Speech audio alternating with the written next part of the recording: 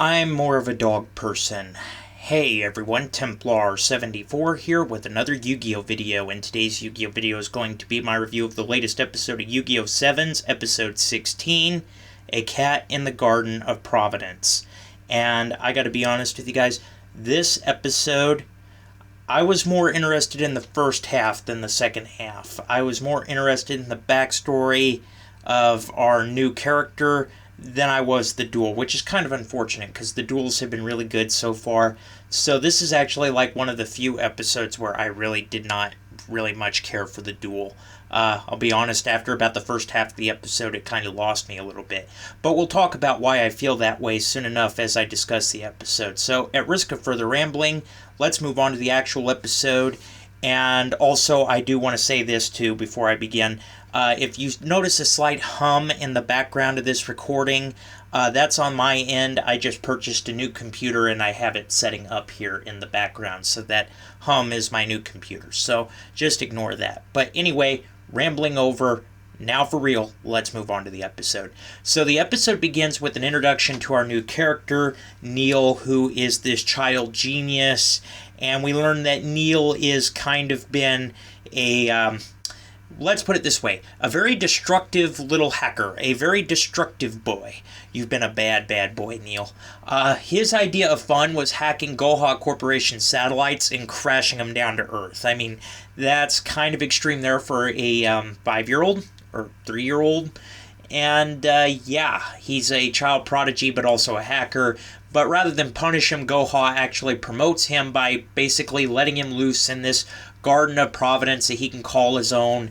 And basically his mission is to destroy anything that Goha doesn't agree with, because his parents gave him a different avenue to pique his interest. Rather than destroy satellites and crash them down to Earth, they gave him duels to enjoy. And Neil is quite the talented duelist. He wins a tournament here when he's 5 years old, and that's when he's discovered by Goha. But anyway, that's kind of Neil's backstory a little bit. And not only that, Neil is kind of frustrated because there is this new duel technique that he was unable to eliminate, which is the rush dueling. He was warned about it by Otis, and Otis, of course, appears to him and says there will soon be a new form of dueling that you cannot stop, and it will be created by the new Duel King. And he finally realizes what it is, what this threat that Otis has spoke of, and that, of course, was Yuga and Rush dueling. And so he's vowing to go after them in his Garden of Providence. But he's not doing it directly, of course. He's sending his own goons out to go after him as well. And this also has piqued the curiosity of Mimi, because she's like, well, wait a minute.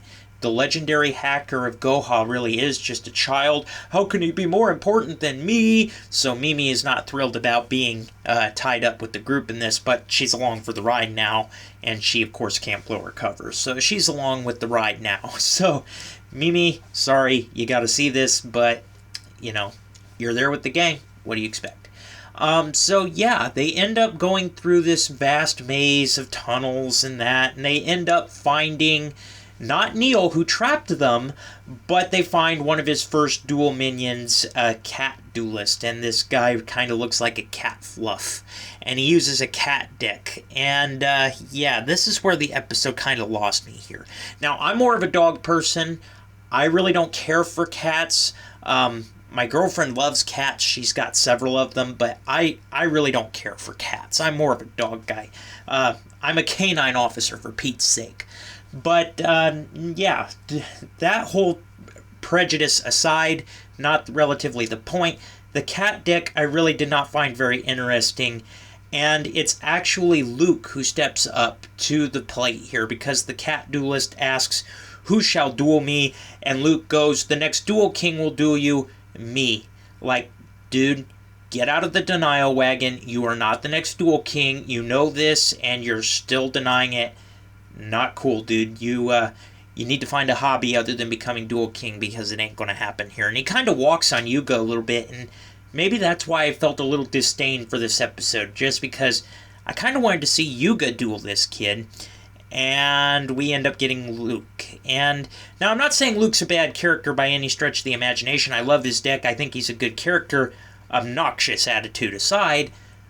But I think this was just kind of a cakewalk. We knew how the duel was going to end, and we knew that Luke was going to throttle this cat duelist. Which, I mean, is come to be expected. But at the same time, I mean, this is why the episode fell flat. The duel was okay, but it fell flat. I'll be honest, I kind of stopped watching like halfway through the duel here. I really was not intrigued by this duel at all, and that's kind of unfortunate here. But the important thing to take away is that Luke wins, and when they try to go on to the next duelist, they are told that is enough for the day by Neil, and he ejects them out of the restaurant. I mean tunnels. But yeah, anyway, Neil ejects them out, and they're back out in the city, and that's where the episode essentially leaves off. Like I said, really, after the first half of the episode with Neil's backstory and his confrontation with Otis and his fixation on Yuya and rush dueling, the episode fell flat. I really didn't care much for the duel, and that's unfortunate, because the duel was most of this episode here.